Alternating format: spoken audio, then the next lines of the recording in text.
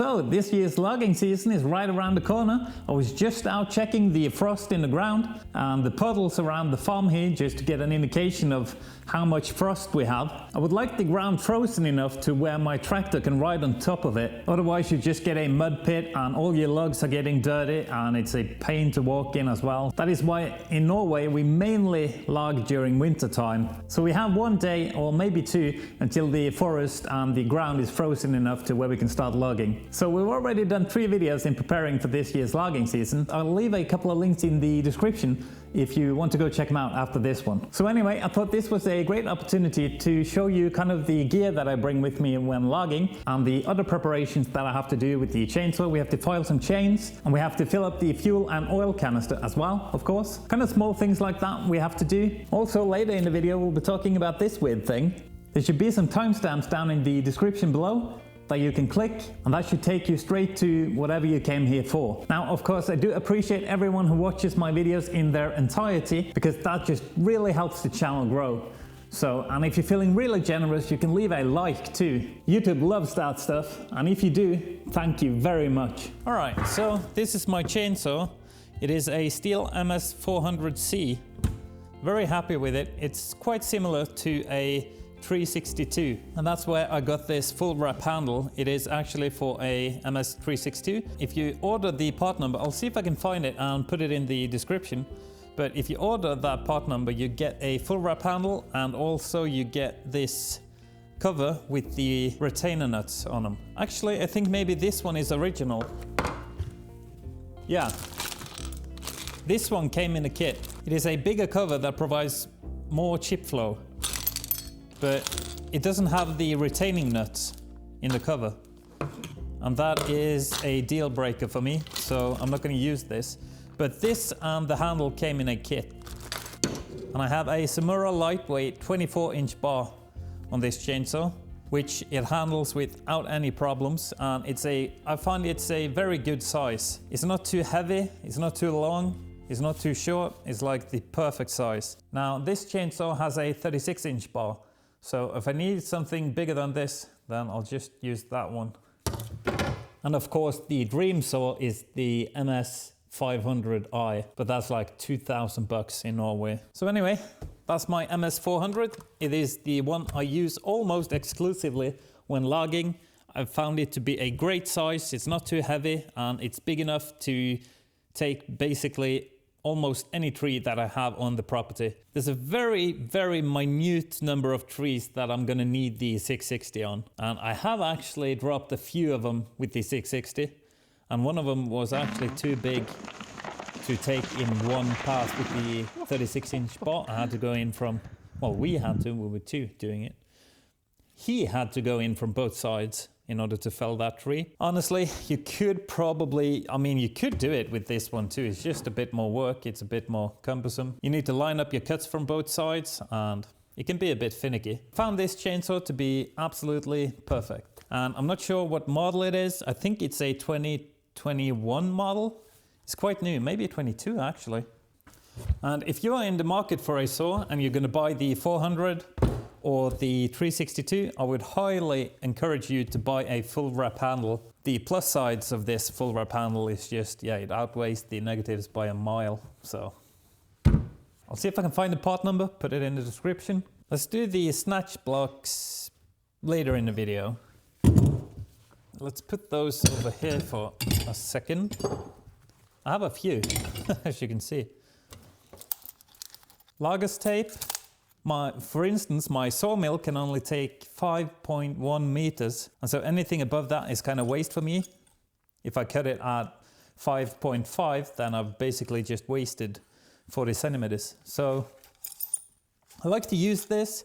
Also for the timber trailer, it'll take a certain length, you know, and so yeah, I find myself using this basically all the time when logging.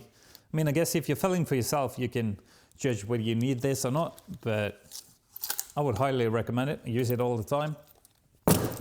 Maybe you noticed these on the table here, and you may be wondering why I have them. They're not for logging. They're not made for logging, but I do use them to drive my wedges. Last year I used this one, and it is I think it's a 1.2 think it's a 1.7 kilo. I don't know, I can't remember. So this is a new one that I bought. Doesn't say how much it weighs, but I think this is 0.75. Yeah, these things, they work great for driving wedges, much better than an axe, and it just gives you really good leverage, and you don't. So this has been drove quite a bit with an axe. As you can see, it's all banged up. This one, I think I exclusively drove with this. I may have used the axe a couple of times. Look at that. This one is completely mangled, and this one is still completely fine. Unfortunately, I broke the tip of it. I did use it even with this damage. It's not too bad. But once you get further back here, they become kind of useless because they don't fit in your cut. So, but you can still use them to double up once you've opened up the cut a little bit. But yeah, highly recommend these. This year I'm going to try one that's a bit smaller, because this one is it's a bit heavy. You get very good leverage with it, and it works just fine. But it's a bit heavy to have in your belt and stuff. That's why I bought a smaller one. Haven't tried that yet, so we'll see how that goes. But I'm optimistic. It seems that it will do quite fine. So yeah, that's what I use this for, driving wedges. Then we just have some marking spray. These are mostly for production. I've used them a little bit to mark out my own lumber. If there's some with any defects and stuff, I can mark them out and easily see it when I go to pick them up with the timber trailer. But mainly I bought these to spray my, what do you call it, like my ID number for when you're selling logs.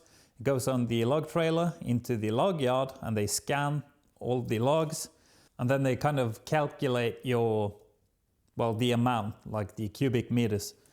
Of course, we have some wedges. This is a Husqvarna wedge. I think Husqvarna is one of the best wedges that I've found yet. I know there are some K&H wedges and also the Notch wedge. I haven't tried those. I have some Notch wedges coming in the mail. My friend ordered them for me, so we're gonna try those this year. But what I've tried so far is the steel wedges. They're a bit soft. I don't know. They're good. They're quite good, but they're a bit soft. The Husqvarna ones are very nice. And these have almost the perfect balance of hardness and softness to them. They're very hard to crack, although they will, as you can see, they can crack. So they're not perfect, but the Husqvarna ones are the best ones I've tried yet. Also, I bought some, these are actually brand new, haven't tried them. And it is supposed to be Husqvarna's new wedges. I don't really know. They look kind of similar, but not completely. Don't know if you're able to tell on camera, but yeah, you can tell. So there's a slight difference to the texture on here and the design. So this is an 8-inch wedge. I find 8 inches to be quite perfect for wedges. So these steel ones are a bit shorter. Not by much, but if you have 3 wedges, you'll get 1 in the cut to open it up. And if you need more, you have 2 extra. You can double up like this and shove into the widened cut. I would say at least 3 wedges. You should probably have some spares as well, but that's my recommendation. I have a few. I have 5 of these steel ones. Some of them have been broken, and I've just kind of ground the edge down again. It doesn't work tremendously well. I can still double them up, and I have 3 Husqvarna wedges. And the Notch wedges that are coming in the mail. I'm very excited to try those. I've heard good things. This is a thingamajig. Yep, it's a log grapple, or a log cant, or whatever you want to call it, in combination with a felling wedge thingy. So what you'll do is you'll make your cut in the tree. You'll put this end inside of the cut, and then all of this length right here gives you leverage to kind of tip the tree over. For smaller trees, I mean, you can do this, but I don't use this. And the log grapple cant hook thingy here isn't really, the design of this isn't the best either. So if you're going to buy wedges, just use wedges instead. I don't know why you would want to carry this thing around, and that's not for me. For filing your chain in the woods, just find a tree stump, right? You'll put your chainsaw bar in here, tighten it down, and then you can file your chain, spin the chain. Yep. I've used it a few times, but now that I'm only sharpening chains on the machine there now, so I don't really use this at all anymore. But it's very nice for when you're filing chains in the woods. This is very good, actually. All right, so we have some straps. This strap needs to be changed out. Has quite a big damage to it. Put it around the tree, true. Hook a snatch block to it, boom. That's all I use that for.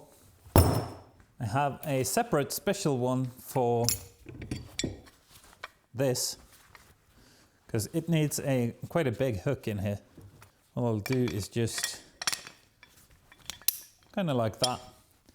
And there you have your snatch block to a tree. And I have an extra strap just for random things.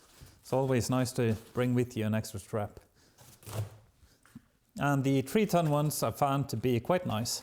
They're not too big. The 5-ton ones, they get kind of clunky. Let's talk a little bit about snatch blocks. I have a few different ones. Let's just start with this. This is probably the most simple and cheapest snatch block that you can buy. It's from England. I don't know if the brand really matters. Very good. They're very strong for their size. You can get them quite small when they're tied together like this. But they're a bit clunky to use because you have to undo this shackle here. And you have to put like a chain or a strap around. Then you have to put this back in. Screw it down. You're winching your logs up, and then when the log reaches your snatch block, you have to undo this in order to winch further. So I don't really like using these, but they're very strong and cheap. This one, as you can see, is quite a bit bigger. And what's great about this is that, as you can see, it's open. It's completely open. So you'll put like a chain in here, or you can put your strap, or there's multiple ways of how you can fasten this. And you'll just kind of put your wire in here. Then you can winch in your log. When the log reaches the snatch block, you just pop it out and you can winch further. All the while, this snatch block can just hang in a tree where you're going to be using it a lot. You can just put your wire in and out of this quite easily without doing anything, without having to open it up like this. I never used this because I have this. And this is much faster and it's a better design. So you put your wire in here, you close this up like that, and then you just throw it in the hook here. So it's much faster, no shackles or anything, and it's very strong. This is rated to 20,000 pounds, which should be, I think it's about 10 tons. Not exactly, but somewhere around there, 10 tons. Used this for the longest time. Probably used only this for about 2 years. It's quite cheap and they're very strong and user-friendly. Easy to use, easy to put your wire in and out of this. That's a good recommendation. See if I can find something similar like this.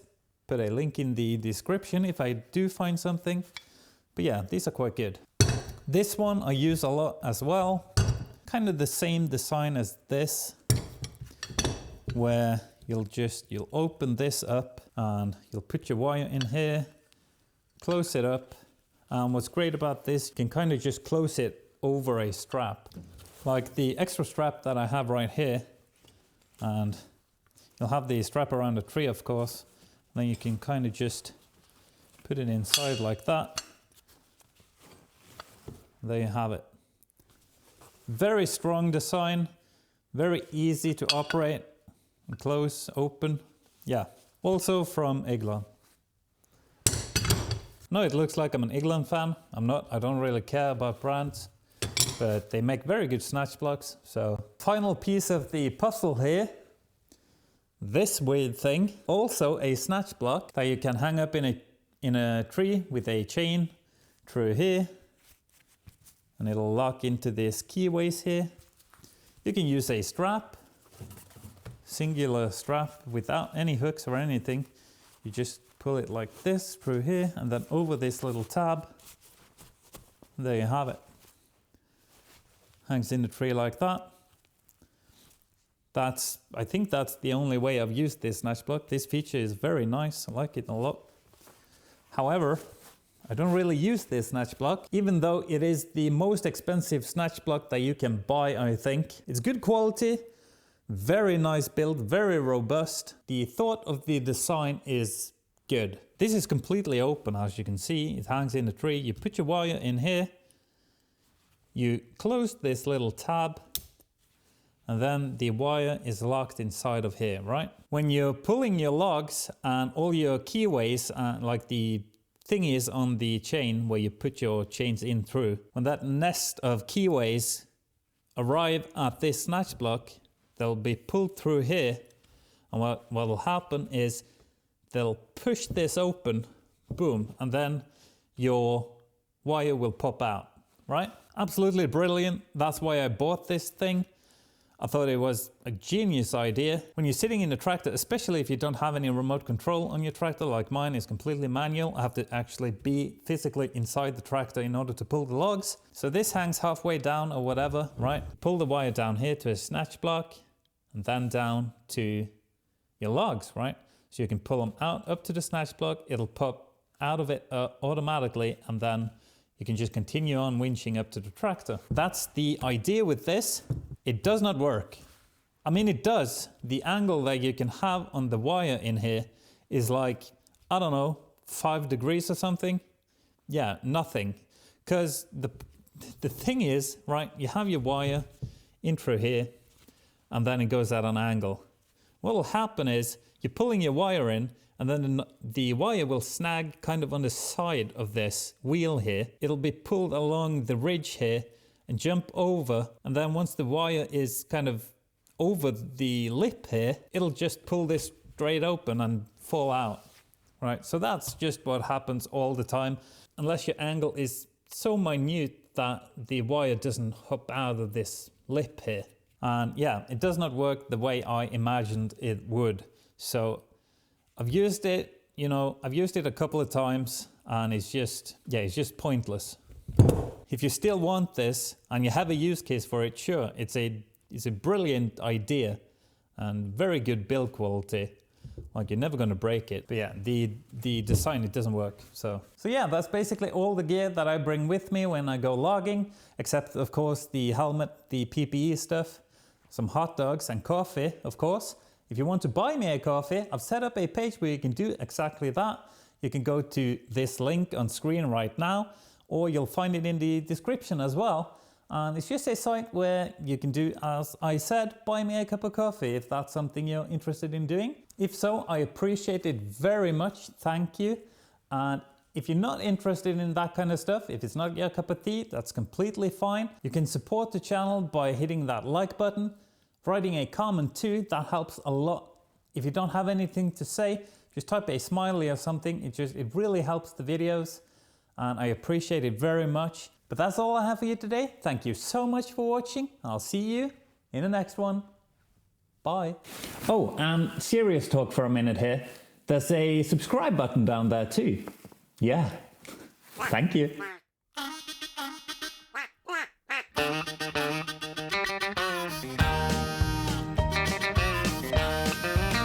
Growing up, I was a weird kid. See, no matter what I ever did, all the normal guys would never quit poking fun at me. Mama tried to make me regular. She said the Lord above was testing her as I grew more and more peculiar.